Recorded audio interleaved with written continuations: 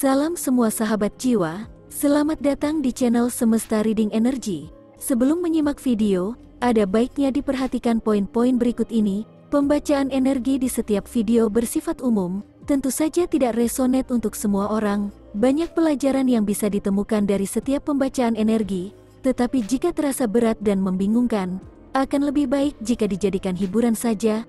Energi dalam video bisa saja terbolak-balik, tidak ada unsur magic di dalam channel ini, semua murni dari mempelajari rahasia-rahasia kartu tarot dan oracle. Mohon ambil dan serap energi baiknya saja dan tinggalkan yang tidak baik. Terakhir, semoga kita semua mendapatkan pengetahuan yang luas, jalan keluar, dan kesembuhan dari Tuhan alam semesta. Terima kasih untuk semua dukungannya. Di reading ini saya sengaja mencari tahu mengapa kamu selalu terjebak di rasa sakit karena dikhianati, sekaligus mencari kekuatan apa saja yang belum kamu sadari.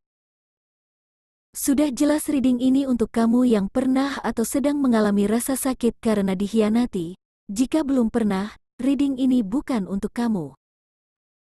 Saya berharap akan tumbuh pemahaman bahwa rasa sakit yang sedang dirasakan adalah awal dari kesembuhan dan lahirnya diri baru, sedangkan kekuatan yang kamu miliki akan menggerakkan kamu untuk sembuh dan membentengi kamu dari siapapun yang berniat merebut kebahagiaanmu.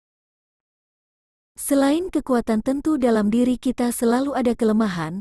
Saya juga akan membaca kelemahan yang ada pada kamu yang resonate, agar bisa mengamati diri sendiri dan bergerak menyembuhkan diri sendiri dari rasa sakit yang sudah lama memblokir kebaikan yang seharusnya datang dalam hidupmu.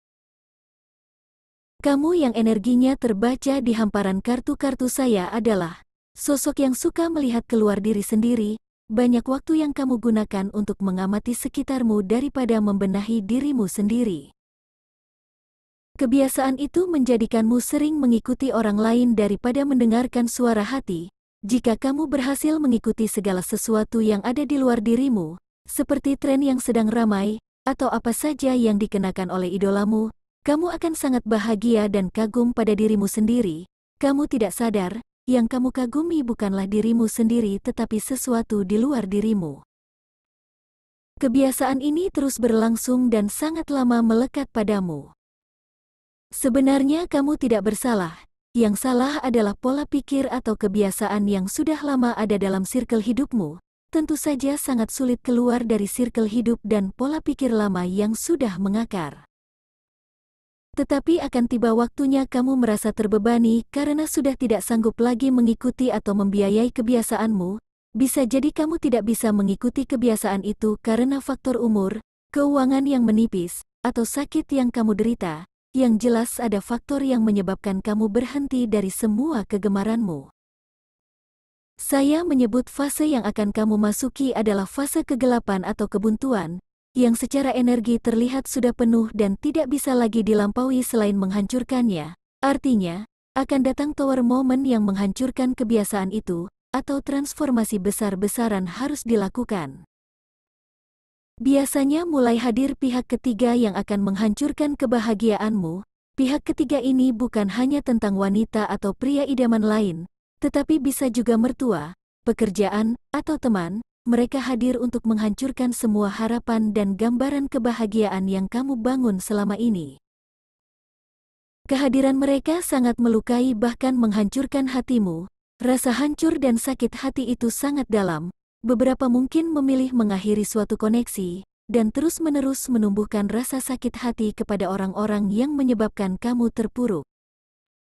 Ada sedikit rasa puas tersembunyi dan lega, setiap kamu berhasil melampiaskan rasa marah dan kecewa kepada orang lain. Kepuasan dan kebahagiaan itu semu, tidak nyata, karena kamu akan kembali sakit hati ketika mereka mulai bergerak dalam hidupnya. Kamu mungkin berniat menutup diri dari apapun yang bisa mengusik hatimu. Salah satu contohnya dengan menutup akun media sosial atau memblokir siapapun yang memiliki akses dengan orang-orang yang pernah menyakitimu.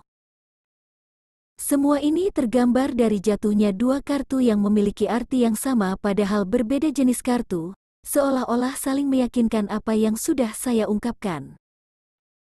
Dari dua kartu itu menunjukkan kamu sedang salah fokus. Salah melihat objek, Bukan orang-orang yang menyakitimu yang terus-menerus ada dalam pikiran dan perasaanmu, tetapi harusnya kamu, bagaimana cara agar kamu bisa sembuh. Ingatlah, kejadian yang menimpamu saat ini adalah bagian dari pembelajaran yang mengajarimu tentang arti rasa sakit, kecewa, pengkhianatan, dan sisi gelap diri sendiri. Setiap manusia yang mengalami rasa sakit pasti ada kesembuhan di sana. Begitu pula di setiap sisi gelap diri pasti ada sisi terang. Karena kamu terbiasa melihat keluar dirimu sendiri, misalnya dengan membandingkan diri dengan orang lain, kamu tidak melihat keindahan yang kamu miliki. Terkadang terlalu sibuk merasakan rasa sakit adalah bagian dari ego, akibat dari harga diri yang terluka. Harga diri yang terluka itu tidak terima sudah diduakan atau dikhianati, ego akan terus memanggil untuk marah, kecewa, sedih, dan lain-lain. Salah satu kekurangan dari kebiasaan melihat di luar diri adalah memandang diri tidak mampu sehingga membutuhkan sesuatu untuk melekat, artinya kamu memandang dirimu sendiri penuh kekurangan, padahal kartu-kartu di sini menunjukkan betapa hebatnya kamu. Cobalah mulai mengamati dirimu sendiri. Ada kartu yang menunjukkan kamu mampu menilai orang lain apakah orang itu baik atau tidak baik.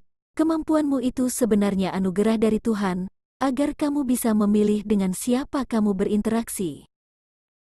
Orang-orang yang kamu pilih menjadi teman dekatmu sangat mempengaruhi keadaanmu, bahkan dari mereka juga, kamu bisa mencapai mimpimu yang tinggi.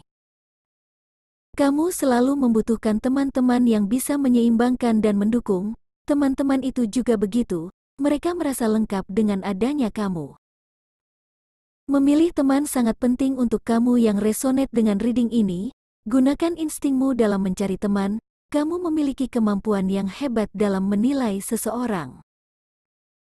Mulailah mencari teman sesuai dengan dirimu sendiri. Misalnya kamu menyukai orang yang memanggil dengan kesopanan seperti Mas, Dek, dan lain-lain, atau kamu segera menjauhi seseorang yang suka mengumpat dan menggunakan kata-kata kotor. Cara pandang yang seperti itu akan mengeluarkanmu dari kegelapan. Mendapatkan teman yang sefrekuensi akan sangat melegakan, karena selalu tumbuh pemahaman mendalam dalam persahabatan. Selain itu, kamu juga akan semakin mengenali dirimu sendiri, bagian mana yang kamu sukai dan bagian mana yang tidak cocok untukmu. Di reading ini banyak kartu yang berelemen tanah, artinya kamu yang resonate diarahkan untuk lebih membumi. Tanah itu memiliki kekayaan dan keindahan yang akan terlihat jika melewati proses yang berulang. Ketekunan dan kesabaran juga diperlukan dalam proses menumbuhkan apapun. Mendekatkan diri dengan alam sekitar akan membantu kamu cepat pulih dari rasa sakit. Saya merasa, dengan banyak mendekatkan diri ke alam, kamu akan menemukan banyak pembelajaran yang tidak disengaja. Sebenarnya tidak ada kebetulan dalam dunia ini, tapi kamu akan sering bertemu dengan pembelajaran dalam hidup saat kamu mendekatkan diri dengan alam. Ada baiknya kamu berjalan langsung di atas tanah tanpa alas kaki, dan meresapi energi kekayaan yang tanah miliki. Tanah merupakan lambang dari keberlimpahan dan kemakmuran yang berkaitan erat denganmu.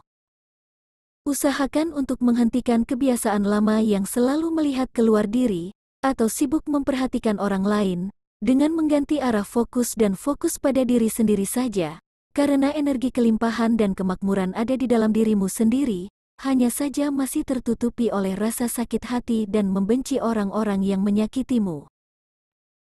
Semakin mahir kamu mengelola diri dalam segala hal, termasuk pandai dalam memilah dan memilih teman, kesempatan kedua untuk memulai hal baru akan terbuka. Misalnya, kamu pernah gagal dalam asmara karena hadirnya pihak ketiga, kamu bisa mulai merencanakan asmara baru dengan diri yang baru.